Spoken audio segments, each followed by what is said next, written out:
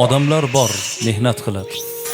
Bola chaqam bu narsa qilib deb turib, yaxshi kiymaydi, yaxshi yemaydi, o'ziga qaramaydi. Ertaga bolalarim oyoqqa tursa, bolalarim rohati bilan yuraman deb. Lekin 60 ga yetib yetmasdan o'tib ketib qoladi. Qilgan mehnatini, rohatini ko'rmaydi. Tarbiya qilgan farzandlar endi oyoqqa turganda o'tib ketib qoladi.